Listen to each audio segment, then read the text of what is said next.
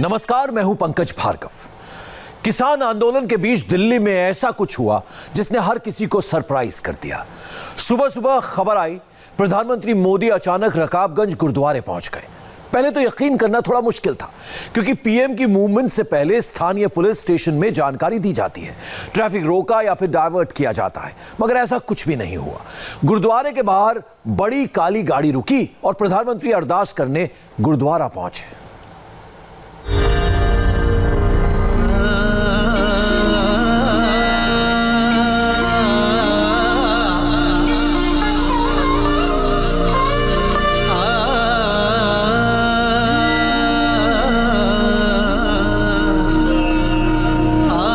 सुबह करीब 8:30 बजे रकाबगंज गुरुद्वारा में चहल पहल एकदम से तेज हो गई। एकाएक पूरा माहौल बदल गया, क्योंकि प्रधानमंत्री नरेंद्र मोदी अचानक वहां जा पहुंचे।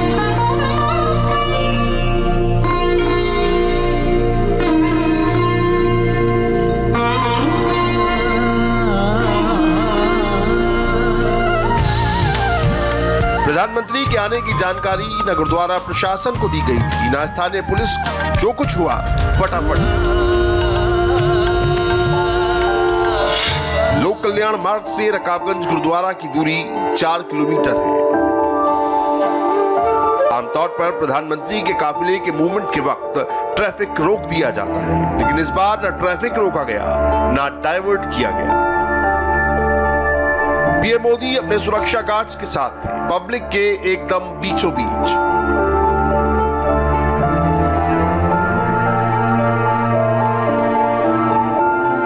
मोदी को ऐसे अचानक देखकर हर कोई सरप्राइज था। हर कोई इस लम्हे को अपने कैमरे में कैद करने में जुट गया।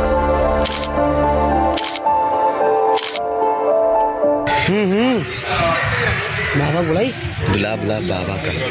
बाबा तुरंत भगते आई। प्रधानमंत्री नरेंद्र मोदी।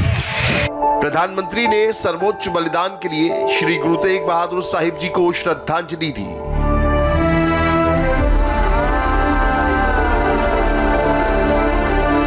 नमन करते हुए दो बार माथा टेका और अरदास की। गुरुद्वारा के अंदर मौजूद लोगों से काफी देर बातचीत की। मोबाइल से बने इस वीडियो का ऑडियो क्लियर नहीं है, लेकिन वीडियो देखकर इतना तो पता चल रहा है कि सब बड़े खुश जरूर हैं। प्रधानमंत्री मोदी जिनसे बात कर रहे हैं, ये रकाबगंज गुरुद्वारे के ग्रंथी हरदयाल सिंह हैं।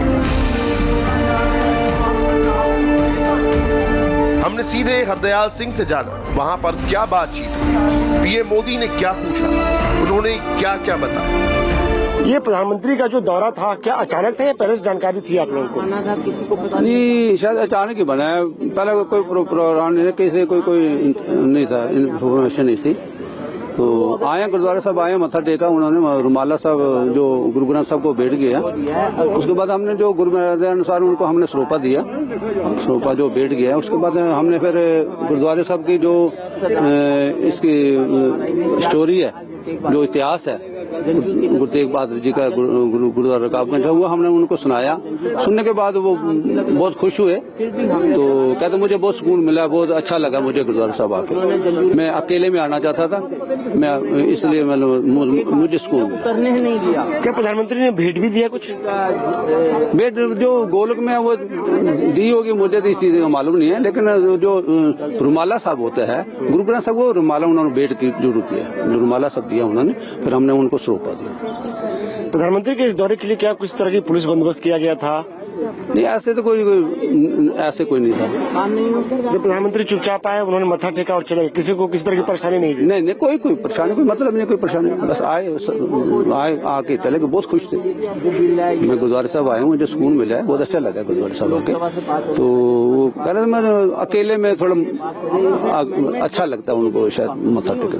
देखिए, प्रधानमंत्री आपसे बात भी करते, क्या जानना चाह रहे थे? क्या गुरुद्वारे के इतिहास आप जानना चाह रहे थे? हाँ, गुरुद्वारे का इतिहास है जो हमने सुनाया उनको, ये गुरु इतिहास बताया। रकाबगंज गुरुद्वारे का इतिहास सैकड़ों साल पुराना है, जिसको जानना हर एक हिंदुस्तानी के लिए बेहद जरूरी है।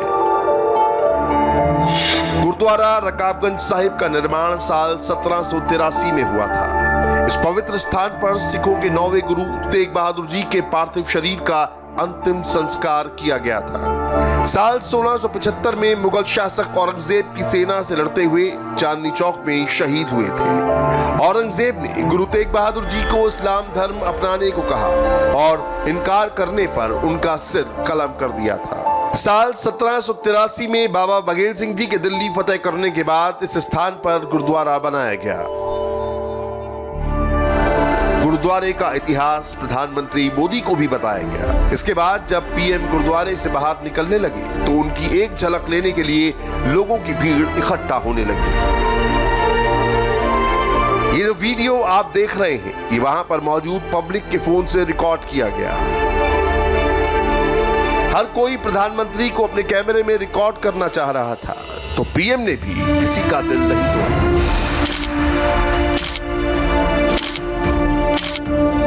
ये देखिए, जैसे ही मोदी गुरुद्वारे की सीढ़ियों के पास पहुंचते हैं, वहां मौजूद एक शख्स उनसे सेल्फी के लिए कहता है। पीएम ने भी उसके साथ सेल्फी ली। इसके बाद दूसरा शख्स गोदी में बेटी को लेकर प्रधानमंत्री मोदी के पास आता है। पहले मोदी बेटी को आशीर्वाद देते हैं, फिर फोटो भी खिंचवाते हैं।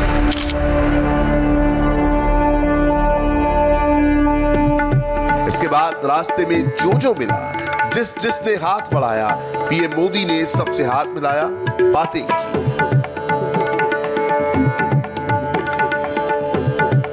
ये तस्वीरें बताती हैं जनता के दिल में प्रधानमंत्री मोदी के लिए कितनी इज्जत, कितना प्यार है। बिना किसी प्लान के यहाँ पर किसी को इस बारे में जानकारी नहीं थी कि प्रधानमंत्री नरेंद्र मोदी आज यहाँ पर आने वाले हैं। गुरु तेग बहादुर जो है उनका शहीदी दिवस पर उनको श्रद्धांजलि देने के लिए करीब 8:30 बजे के आसपास प्रधानमंत्री नरेंद्र मोदी बिना किसी पुलिस को भी इस बारे में बहुत ज्यादा जानकारी नहीं थी, सिर्फ प्रधानमंत्री मोदी की जो सिक्योरिटी होती है उनके साथ वो यहाँ पर पहुंचते हैं। और ये जो पार्किंग एरिया आप देख रहे हैं, इसी पार्किंग एरिया में उनकी गाड़ी रुकती है और वो सीधा अंदर जाकर श्रद्धांजलि देते हैं। करीब 10 से 15 मिनट यहाँ पर रुकते हैं, जो गुरुद्वारे के ग्रंथी हैं उनसे मुलाकात करते हैं, श्रद्धांजलि देते हैं, नमन करते हैं और यहाँ पर जो कुछ लोग सुबह गुरुद्वारे आए हुए थे उन लोगों से भी बात करते हैं और उसके बाद यहाँ से जाते हैं। ये भी बताया जा रहा है कि इस बारे में ना ही गुरुद्वारे के अंदर कोई जानकारी थी और ना ही अगर हम पुलिस की बात करें, सिक्योरिटी की बात करें, उनको भी जानकारी नहीं दी गई थी, ना ही कोई ट्रैफिक डाइवर्जन इसके अंदर किया गया था, क्योंकि प्रधानमंत्री मोदी ने ये सडन विजिट किया था। वो अचानक से यहाँ पर पहुंचे सुबह और गुरु तेग बहादुर की शहीदी दिवस पर उन्हें श्रद्धांजलि दी। श्रद्धांजलि देने के बाद यहाँ पर कुछ लोगों से मिले इस पूरे गुरुद्वारे में और मिलकर यहाँ से अचानक से वो चले गए।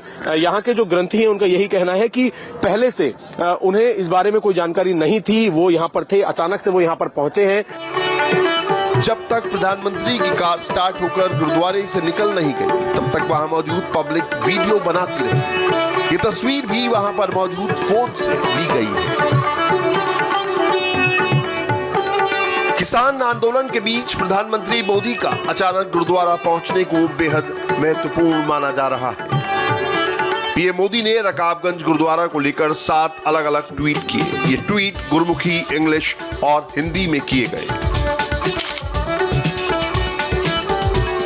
आज सुबह मुझे ऐतिहासिक गुरुद्वारा रकाबगंज साहिब में मत्था टेकने का सौभाग्य मिला, जहां श्री गुरु तेग बहादुर जी के पार्थिव शरीर का अंतिम संस्कार किया गया था। दुनिया भर के लाखों लोगों की तरह श्री गुरु तेग बहादुर जी के विचार और जीवन मुझे सदैव प्रेरित करते हैं। दूसरे ट्वीट में लिखा, गुरु साहिब की ये विशेष कृपा है कि हमारी सरकार के कार्यकाल के दौरान ही हमें श्री गुरु तेग बहादुर जी के 400वें प्रकाश पर्व को मनाने का अवसर मिल रहा है। आइए इस पावन मौके को ऐतिहासिक बनाएं और श्री गुरु तेग बहादुर जी के आदर्शों को अपने जीवन में अपनाएं। रकाबगंज गुरुद्वारा में प्रधानमंत्री मोदी करीब 15 मिनट रहे। इस दौरान ना उन्होंने किसान आंदोलन का जिक्र किया, ना किसी ने उनसे इस मुद्दे में बात की। ये शुद्ध आस्था का मामला है। हालांकि मोदी का अचानक गुरुद्वारे जाना विपक्ष और पंजाब के किसानों को मैसेज जरूर देता है।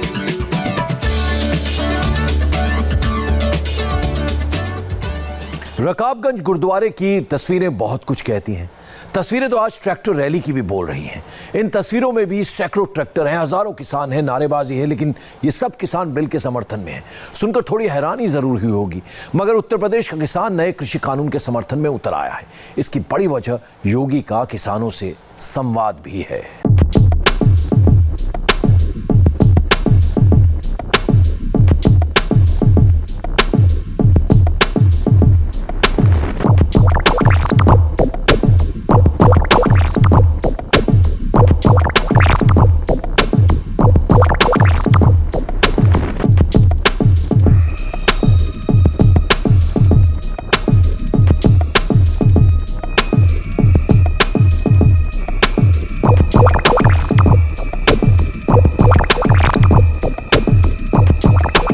गाने गूंज रहे हैं। काले गोरे का भेद नहीं, हर दिल से हमारा नाता है। मेरठ से चली इस रैली की मंजिल गाजियाबाद है। ये सारे के सारे किसान हैं और इस रैली का सीधा संबंध किसान बिल से है। कोई सोच सकता है जहां एक तरफ किसान बिल के विरोध में दिल्ली बॉर्डर में किसान धरने पर बैठे हैं, वहीं दूसरी तरफ नए कृषि कानूनों के समर्थन में किसानों की ये रैली है।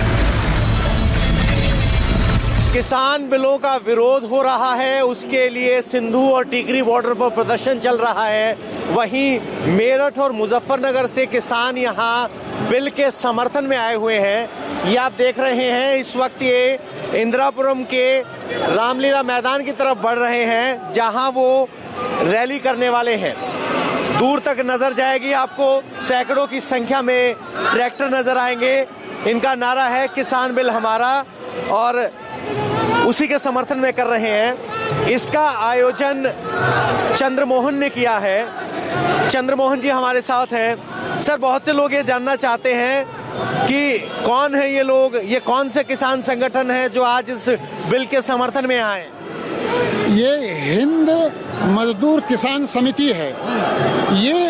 ये तब आई, हमने जब देखा, क्योंकि इस बिल के प्रति संदेह हमारे अंदर भी संदेह था, इस बिल के प्रति हमारे अंदर भी संदेह था।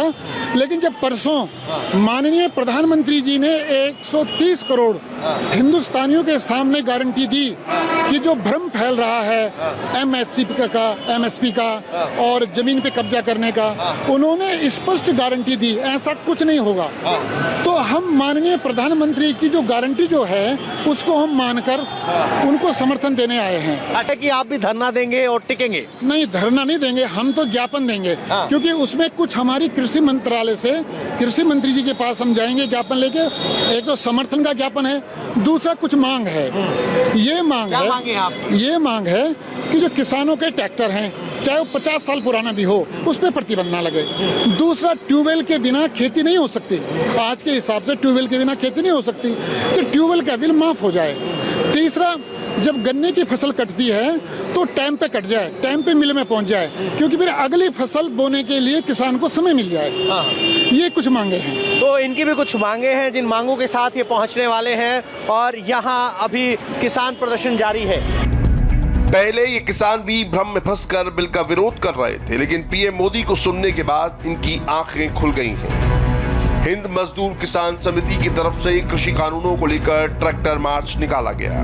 बिल के समर्थन में आए किसानों के हाथों में जो पोस्टर हैं, वो बताते हैं किसान बिचौलियों के खिलाफ हैं और सरकार के साथ हैं। एक तरफ जहां किसान बिल के समर्थन में हजारों किसान सड़कों पर उतर आए हैं, वहीं अयोध्या में उत्तर प्रदेश के मुख्यमंत्री योगी आदित्यनाथ ने किसानों के साथ संवाद किया।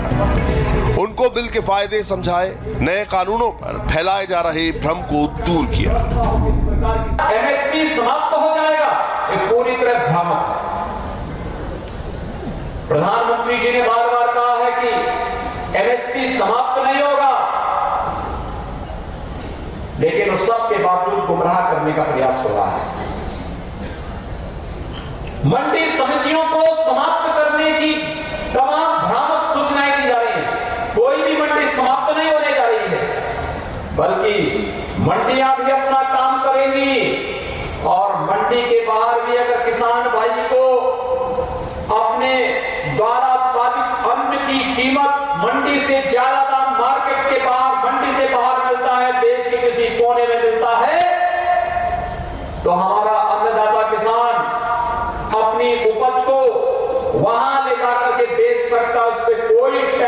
नहीं लगेगा, यह अधिकार भी प्रधानमंत्री मोदी जी ने आपको दिया है। और याद करना, स्वामीनाथन आयोग की रिपोर्ट के अनुरूप अन्नदाता किसानों को न्यूनतम समर्थन मूल्य का लाभ भी मिले, यह काम किसी और ने नहीं किया। कांग्रेस ने इसको दबा दिया था रिपोर्ट को, लेकिन प्रधानमंत्री बनते ही मोदी जी ने 2017-18 में एमएसपी हर एक किसान को देने की गारंटी दी और वह भी लागू कर दिया। किसानों के बीच कॉन्ट्रैक्ट फार्मिंग को लेकर भी जबरदस्त डर फैलाया गया है। उनसे कहा गया है उद्योगपति आएंगे, कॉन्ट्रैक्ट करेंगे और धोखे से जमीन पर कब्जा कर लेंगे। योगी आदित्यनाथ ने किसानों को गारंटी दी, नए कानून से किसानों को कोई नुकसान नहीं होगा, बल्कि कॉन्ट्रैक्ट फार्मिंग से किसानों की आय बढ़ेगी। भ्रामक प्रचार करने का प्रयास किया जा रहा है कि किसान की खेती पे कब्जा हो जाएगा। कोई कब्जा नहीं करेगा। अन्नदाता किसान के खेत पर कोई कब्जा नहीं कर सकता। ये तो म्यूचुअल अंडरस्टैंडिंग है। दो लोगों के बीच में कॉन्ट्रैक्ट अगर होता है, दोनों की आपसी समझ से होता है। और सरकार इस मामले में ये भी गारंटी दे रही है कि अगर कॉन्ट्रैक्ट खेती प्रारंभ होती है तो कॉन्ट्रैक्ट खेती में किसान के हितों को पूरी तरह संरक्षित करने का कार्य भी इसके माध्यम से किया गया है। लेकिन विपक्ष गुमराह करने का प्रयास कर रहा है। भाइयों बहनों, आज किसान को जितनी सुविधाएं देने का कार्य हो सकता है, अन्नदाता किसानों के हितों के लिए पिछले 6 वर्षों के दौरान प्रधानमंत्री मोदी जी के नेतृत्व में केंद्र की सरकार ने पूरी प्रतिबद्धता के साथ उस कार्यक्रम को आगे बढ़ाया है। और पिछले 3.5 वर्ष के दौरान प्रदेश के अंदर भारतीय जनता पार्टी की हमारी सरकार ने भी पूरी मजबूती के साथ किसानों के हितों को संरक्षित करते हुए अन्नदाता किसानों के लिए जो कार्य हो सकता था उसको पूरी मजबूती के साथ आगे बढ़ाने का कार्य किया है। हर स्तर पर हर एक नौजवान को, हर एक किसान को, उन किसान की आमदनी को बढ़ाने, नौजवान को रोजगार के साथ जोड़ने की कार्रवाई सरकार करने जा रही है। और आज का एक कार्यक्रम भी इसी श्रृंखला का हिस्सा है। किसान आंदोलन के नाम पर विपक्ष भी अपनी राजनीति चमकाने में लगा हुआ है। योगी आदित्यनाथ ने किसानों के बीच विपक्ष के नापाक मंसूबों को भी बेनकाब किया। कुछ लोग जिन्हें विकास अच्छा नहीं लगता, वे गुमराह करने का कार्य कर रहे हैं। उन्होंने किसान भाइयों को गुमराह करना प्रारंभ कर दिया है और गुमराह करने के लिए तमाम प्रकार का भ्रम पैदा करना, एक झूठ को बार-बार बोलना, जिनको जनता नकार चुकी है, वे लोग आज गुमराह करके देश के अंदर माहौल खराब करने का प्रयास करना चाहते हैं। लेकिन भारत की जनता प्रबुद्ध है, जागरूक है।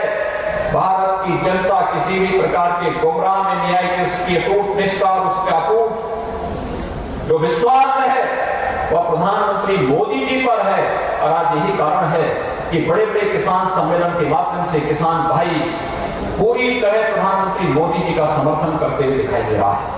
आप याद करिए, 2017 के पहले प्रदेश के अंदर किसानों की उपज को खरीदने के केंद्र नहीं लगते थे, बिचौलिए और दलाल उसमें हावी हो जाते थे। 2017 के बाद प्रोक्योरमेंट का कार्य हमने प्रारंभ किया। पहले वर्ष जैसे मार्च में सरकार बनी, 1 अप्रैल से गेहूं का क्रय होना था, हम लोगों ने पहले ही वर्ष में 36 लाख मीट्रिक टन गेहूं का क्रय सीधे किसानों से किया।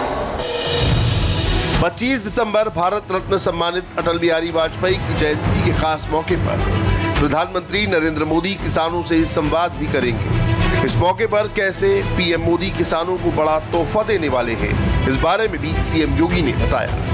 हमारे 2 करोड़ 30 लाख किसानों को 22,000 करोड़ रुपए से भी अधिक राशि किसानों के खाते में प्रधानमंत्री किसान सम्मान निधि के माध्यम से प्राप्त हुआ है। और मान कर सकते हैं, एक किसान जिसको दवा के लिए, बीज के लिए, खाद के लिए 1,000, 2,000, 5,000 रुपए की आवश्यकता साल में पड़ती है, वह साहूकार से लेता है 20%, 24% में ब्याज लेता है। आज प्रधानमंत्री प्रधानमंत्री मोदी जी ने प्रधानमंत्री किसान सम्मान निधि हर किसान को सालाना 6,000 रुपए हम लोग देंगे। साल की 3 किस्त के आधार पर 2,000 रुपए की 3 किस्त हम देंगे। और अभी 25 तारीख को प्रधानमंत्री मोदी जी फिर से देश के 9 करोड़ किसानों को, जिसमें से 2 करोड़ 30 लाख तो केवल उत्तर प्रदेश के किसान हैं, इन सभी किसानों को प्रधानमंत्री किसान सम्मान निधि के 18,000 करोड़ रुपए एक साथ किसान भाइयों के खातों में देने वाले, सीधे अकाउंट में देने वाले हैं। किसान भाइयों को सरकार 18,000 करोड़ का गिफ्ट देने वाली है। अयोध्या में आयोजित किसान सम्मेलन में अंबेडकर नगर, बाराबंकी, सुल्तानपुर, अमेठी जिलों के भी किसान शामिल हुए, जो खुलकर नए कृषि कानून के समर्थन में हैं। किसानों को समझाने की कोशिश की कि जो नया कानून केंद्र सरकार का है वो किसानों के फायदे का है। बहुत सारे किसान हमारे साथ हैं। आज मुख्यमंत्री योगी आदित्यनाथ आए और आप लोग को बताने की कोशिश की कि कानून आपके फायदे का है। हाँ, हम लोग खूब समझते हैं कानून हमारे हित में है और हम लोग चाहते हैं कि इससे गरीबों का बहुत बड़ा कल्याण होगा। लेकिन किसान सवाल उठा रहे हैं कि एमएसपी नहीं मिलेगा, मंडी में ये अफवाह दलाल लोग हैं, बिचौलिया हैं, ये अफवाह फैलाते हैं किसानों के बीच में। बहुत बड़ा हर चीज हम जहाँ चाहेंगे बेचेंगे। हम गल्ला पैदा करते हैं अपने, हम उसका मूल्य स्वयं निर्धारित करेंगे, हम स्वयं बेचेंगे और किसान हमारा खुश है। मतलब हित में जो बिल लगा हुआ है मतलब ठीक है, कोई गड़बड़ नहीं है। आप बताइए जो नया कानून है नहीं, नया कानून जो बनाया गया है वो किसानों के हित में है, ऐसी कोई बात नहीं है। और किसान को ये छूट होनी भी चाहिए कि अगर हमारी बाजार में रेट नहीं मिल रहा, दूर की बाजार में रेट मिल रहा तो वहाँ बिक्री होना चाहिए। मुख्यमंत्री योगी आदित्यनाथ आप लोग के पास आए और उन्होंने कहा कि बहकाया जा रहा है आप लोग को, आपका क्या कहना है? नहीं नहीं, बहुत बढ़िया कह रहे हैं योगी जी, कोई बहकाया नहीं जा रहा, हम लोग को अच्छा, किसान को अच्छा समझा रहे हैं। ये जो नया कानून आया है किसान के हित में मानते हैं? कुछ तो ठीक है ये बात। क्या ठीक है? अरे भाई सुमित की जो दाम भाव का दूना मिले। कॉन्ट्रैक्ट फार्मिंग जो हो रहा है ये भी बढ़िया है, मंडी भी चल रही है, खरीदारी भी हो रही है। अभी 150 कुंटल मैंने धान बेचा है एमएसपी पे। सरकार किसानों का भ्रम तोड़ने की भरपूर कोशिश कर रही है, कामयाबी मिलनी भी शुरू हो गई है। किसान भाई भी अब बिल की सच्चाई और अफवाह का फर्क समझने लगे। और किसान बिल के समर्थन में जब मेरठ में रैली निकल रही थी, उस दौरान दिल्ली में बिल पर सरकार को घेरने की किसान रणनीति तैयार कर रहे थे। हमें जो खबर मिली है उसके हिसाब से किसान पीछे हटने के मूड में नहीं है। यह आंदोलन लंबा खिंच सकता है। हम ऐसा क्यों कह रहे हैं? इसकी वजह है किसान आंदोलन के अंदर खाने की तैयारी। हमारे 4 रिपोर्टर्स ने किसान आंदोलन के तीनों फ्रंट्स की इंटरनल रिपोर्टिंग की और यह रिपोर्ट हमें उन्हीं से मिली है। नमस्कार किसान भाइयों बहनों को मेरा कोटि कोटि प्रणाम। प्रधानमंत्री हाथ जोड़कर अपील कर रहे हैं, सिर झुकाकर बात करने का निवेदन कर रहे हैं, बार बार समझा रहे हैं, गारंटी दे रहे हैं, लेकिन किसान मान क्यों नहीं रहे? ऐसा क्यों कर रहे हैं किसान? किसान आंदोलन के नाम पर क्या पक रहा है? आंदोलन के अंदर खाने क्या चल रहा है? मोदी सरकार और किसानों के बीच में बातचीत अबुझ पहेली क्यों बन गई है? इस पूरे एपिसोड को समझने के लिए किसान आंदोलन के भीतर एंट्री करनी होगी। उसकी एक्सटर्नल और इंटरनल दोनों गतिविधियों और हलचल को बड़े ही गौर से देखना होगा। फिर आपको समझ आएगा कि ये पहेली इतनी उलझ क्यों गई है और 25 दिन के बाद भी अब तक सुलझ क्यों नहीं पाई है। हमारे 4 रिपोर्टर्स की टीम यही समझने के लिए किसान आंदोलन के बीच पहुंची, पर्दे के आगे और पर्दे के पीछे की पूरी स्टोरी को समझने की कोशिश की। सिंघू बॉर्डर किसान आंदोलन का एपिसेंटर है। हमें जो यहाँ पिक्चर नजर आई उसकी गंभीरता को सरकार को भी महसूस करना होगा। किसान आंदोलन को अगर चंद दिनों की जिद या अनशन भर तक समझ रहे हैं तो वो गलत हो सकते हैं, क्योंकि तस्वीरें बहुत चुनौती देने वाली हैं। हर टेंट के खंबे से वाईफाई राउटर बांधा गया है। किसान आंदोलन की आईटी सेल भले ही नहीं है, लेकिन किसानों ने पूरे आंदोलन की मॉनिटरिंग का अपना सिस्टम तैयार कर रखा है। मतलब साफ है कि एक हलचल की रिपोर्ट बाहर पहुंचाने में कोई दिक्कत ना हो। एक IT सेल की जो बात कही जा रही है, यहाँ पर वाईफाई सिस्टम लगाया गया है क्योंकि यहाँ नेटवर्क की थोड़ी दिक्कत है, नेटवर्क बॉर्डर एरिया पे यहाँ पर नेटवर्क की दिक्कत है। इसी वजह से इस तरीके के वाईफाई जो सिस्टम है वो यहाँ पर लगाए गए हैं ताकि जो इंटरनेट की सर्विस है वो यहाँ पर ठीक तरीके से चल सके। यहाँ पर मैसेजेस दिए जाते हैं प्रेस कॉन्फ्रेंस के लिए या फिर आपस में एक दूसरे जत्थेबंदियों से व्हाट्सएप के संपर्क में भी यहाँ पर तमाम किसान संगठन रहते हैं। इसी वजह से इस तरीके के वाईफाई कनेक्शन जो हैं वो अस्थायी तौर से जो यहाँ के टेंट हैं उन पर वाईफाई सिस्टम बांधा गया है ताकि यहाँ पर इंटरनेट की किसी तरह की कोई दिक्कत ना हो सके। कुछ लोग यहाँ पर मौजूद हैं, उनसे वो बात कर लेते हैं। भाई साहब, ये जो आपने वाईफाई सिस्टम लगाया है ये किस तरीके से आप लोगों को इससे मदद मिलती है वाईफाई से? देखो जी, इतने नेटवर्क ਜਿਹੜਾ जैम्बर लगे हुए हैं ਤੇ ਉਹ ਨੈਟਵਰਕ ਦੀ ਕਾਫੀ ਪ੍ਰੋਬਲਮ ਹੈ, ਕੋਈ ਗੱਲਬਾਤ ਨਹੀਂ ਹੁੰਦੀ। ਇਸ ਕਰਕੇ ਵਾਈਫਾਈ ਲਾਇਆ ਵਾ, ਚਲੋ ਘਰ ਗੱਲ ਕਰਨੀ ਹੈ, ਚਾਹੇ ਕੋਈ ਅਸੀਂ अपडेट कोई देखनी है तो वाईफाई ਨਾਲ कनेक्ट करके। जैमर कहाँ लगे हुए हैं? नॉर्मल नेटवर्क नहीं आ रहा है? नहीं, नेटवर्क साढ़े नहीं आ रहे। वाईफाई से क्या फायदा हो रहा है आप लोगों को? फायदा बस ਅਸੀਂ कोई नवी अपडेट कोई देख लेने अपने जो कोई घर वगैरह गलबात करनी है वो भी कर लेती है। अब आप समझ ही गए होंगे कि किसान आंदोलन के अंदर की बात नेशनल से इंटरनेशनल मीडिया में कैसे घूमने लगी, कैसे ट्विटर पर किसान आंदोलन ट्रेंड करने लगता है, कैसे फेसबुक से पूरी दुनिया भर में लाइव किया जाता है, चाहे घर पर मैसेज भेजना हो या देश के किसी दूसरे हिस्से में भेजना हो या फिर विदेशों में या फिर कोई एजेंडा चलाना हो, कोई रोक टोक नहीं है।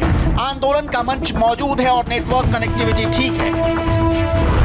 किसान मजदूर संघ जो समिति है, ये जो शुरुआत में जो फ्रंट लाइन जो लीडर्स थे जिसमें रतन पाल जी थे और इस तरीके के जो नेता थे, वो आजकल क्यों नहीं प्रेस कॉन्फ्रेंस कर रहे हैं? दूसरे लोग रोज डेली कर रहे हैं। ਉਹ ਚਲੋ ਕੋਈ ਉਹਨਾਂ ਦੇ ਆਪਣੇ ਰਜੇਵੇਂ ਹੋਣਗੇ। ਅੱਛਾ, ਇਹ ਆ ਵੀ ਜਥੇਬੰਦੀਆਂ ਇੱਕ ਆ, ਇਹਨਾਂ ਵਿੱਚ ਕੋਈ ਨਹੀਂ ਹੈਗੀ। ਜੇ ਕੋਈ ਕਵੇ ਵੀ ਜਥੇਬੰਦੀਆਂ ਅੱਡ-ਅੱਡ ਚਾਹੇ ਵੱਖਰੇ ਪਲੇਟਫਾਰਮਾਂ ਤੋਂ ਲੜ ਜਥੇਬੰਦੀਆਂ ਦੀ ਜਿਹੜੀ ਮਨਸ਼ਾ ਇੱਕ ਆ, ਇਹਨਾਂ ਦੀ ਲੜਾਈ ਇੱਕ ਆ। समझना मुश्किल नहीं है, आंदोलन को खुराक यहाँ से भी बैठे बैठे मिल रही है। मतलब ऐसा तार बिछा दिया गया है जो सही मायने में उलझ चुका है और सरकार को भी उलझा दिया है। देखो जी, हम लोग किसान हैं, सबको मालूम है, सानू पता, अद्धी पंजाबी अद्धी हिंदी बोलूंगा।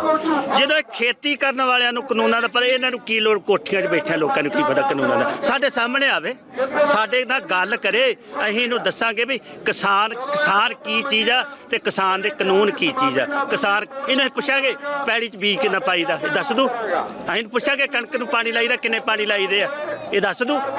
जदों असीं ऑल वर्ल्ड इंडिया, सारा भारत, सारा किसान मजदूर अज इकट्ठा हो लिया, ये कौन बोलने वाला भी ये कानून अच्छे?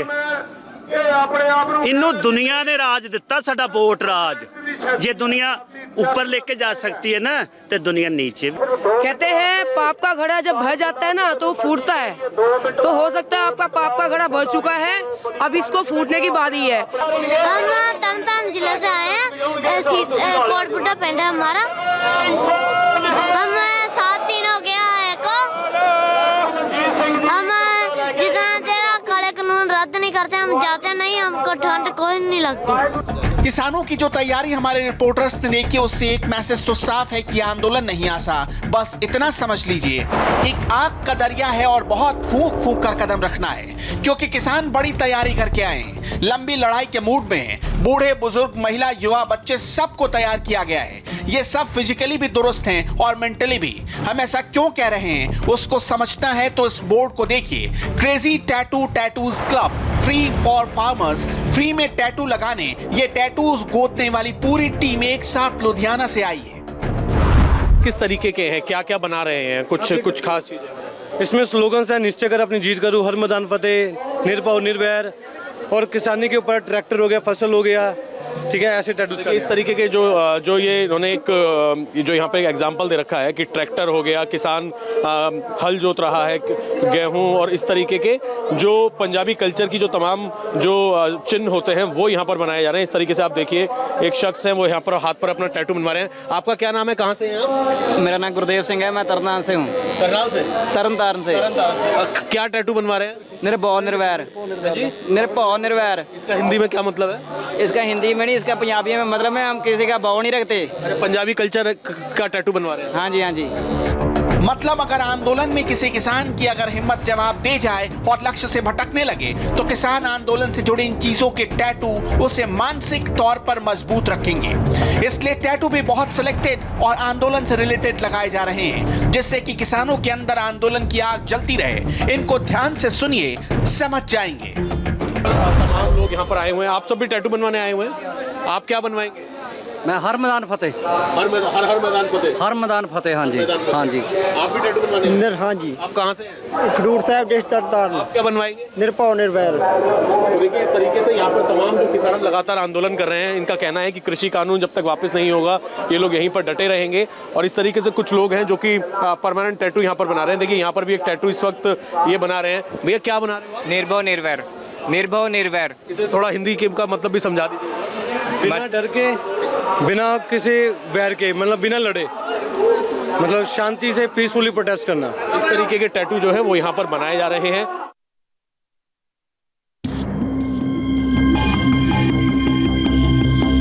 कड़कड़ाती ठंड में भी अगर किसान टस से मस नहीं हो रहे हैं, अब तक यह आंदोलन खड़ा है तो इसके पीछे किसानों की मानसिक मजबूती का बड़ा रोल है।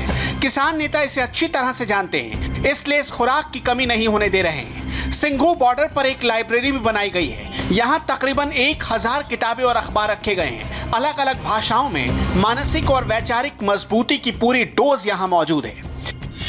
इस वक्त हम सिंघू बॉर्डर में ही प्रदर्शन के दौरान हमें एक लाइब्रेरी देखने को मिली है। आप यहाँ पे देखिए, बहुत सारी जो बुक्स हैं वो अलग अलग लैंग्वेज में यहाँ रखी हुई है और साथ ही साथ जो न्यूज़पेपर है जो कि किसान आंदोलन से जुड़ी जिनमें खबरें हैं वो यहाँ पर रखे गए हैं। और आप देखिए, बहुत सारे लोग हैं जो यहाँ पर पढ़ने के लिए बैठे हुए हैं। कोई किताब पढ़ रहा है तो कोई न्यूज़पेपर।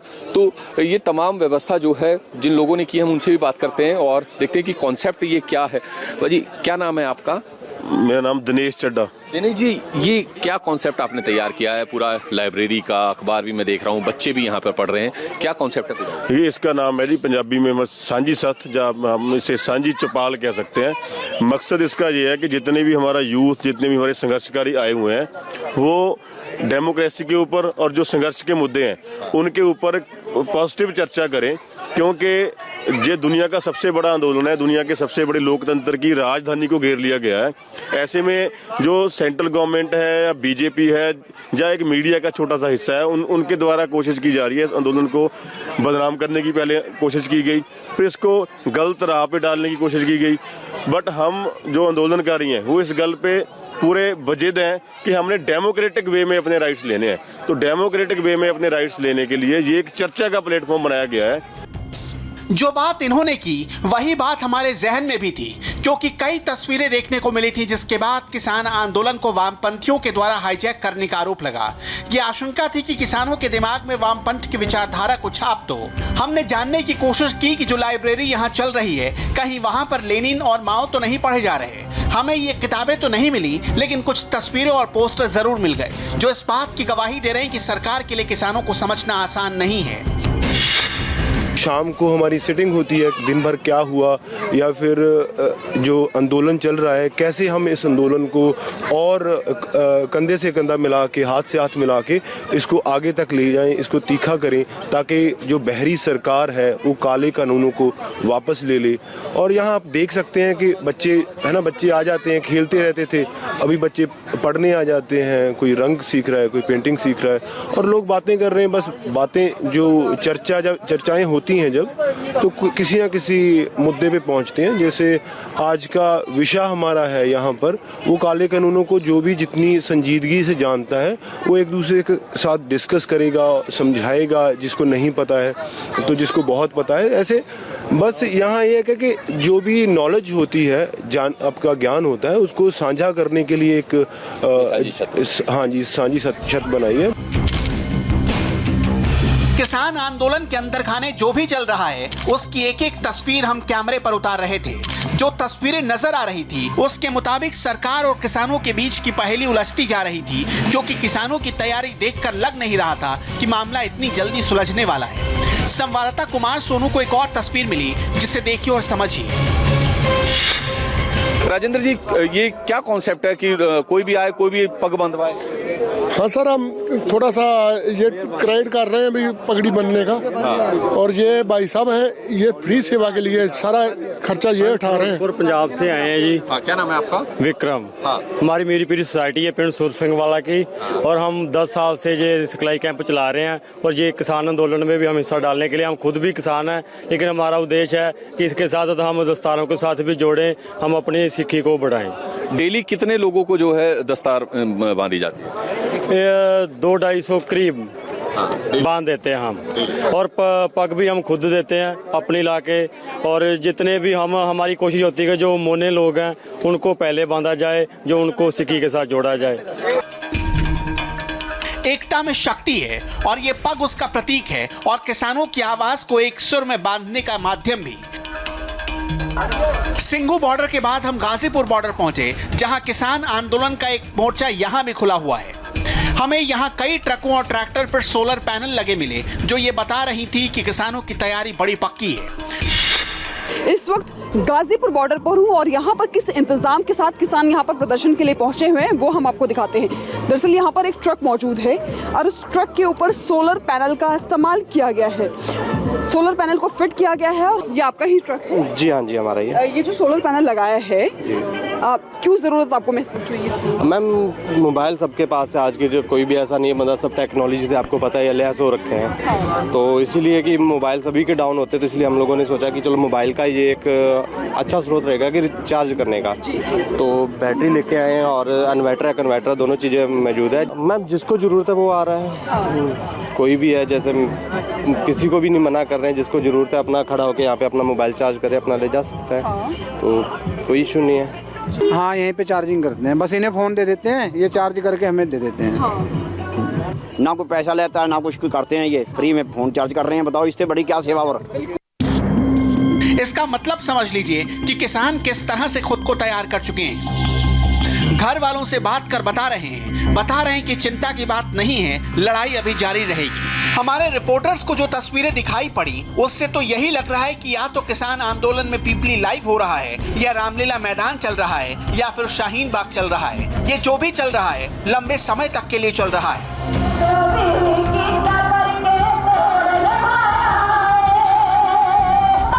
सिंघू बॉर्डर हो या गाजीपुर बॉर्डर, लोग बदल जा रहे हैं, लेकिन आंदोलन की तासीर वैसी ही है। ये टीकरी बॉर्डर है, किसान आंदोलन का एक और फ्रंट खुला है यहाँ पर। अगर आप सोच रहे हैं कि आंदोलन 25 दिनों तक चलता आ रहा है, कहीं से इसके कोई डिरेल की खबर तक नहीं आई, और सरकार तक अपनी बात रखने का जोश कहाँ से मिल रहा है, उसकी वजह क्या है? उसकी वजह टीकरी बॉर्डर पर हमारे संवाददाता जतिन ने देखी और समझी।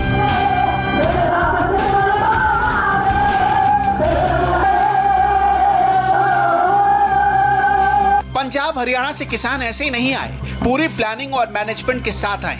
ठंड से बचने का किसानी जुगाड़ लाए, खाना बनाने और सोने रहने का पूरा इंतजाम किया हुआ है।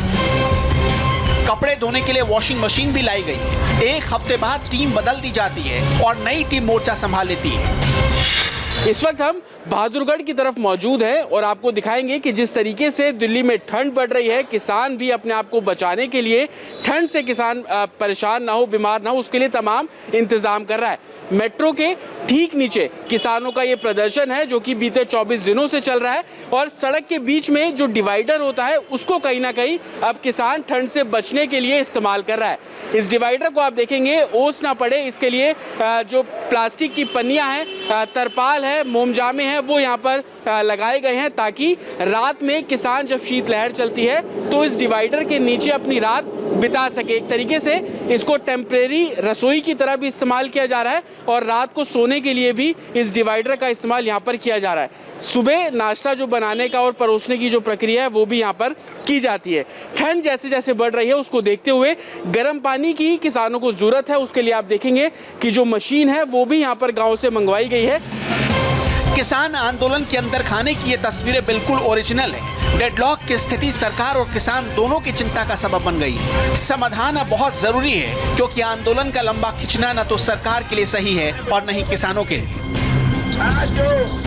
और कश्मीर में आतंकी हमले की बड़ी खबर है, डिटेल ब्रेक के बाद।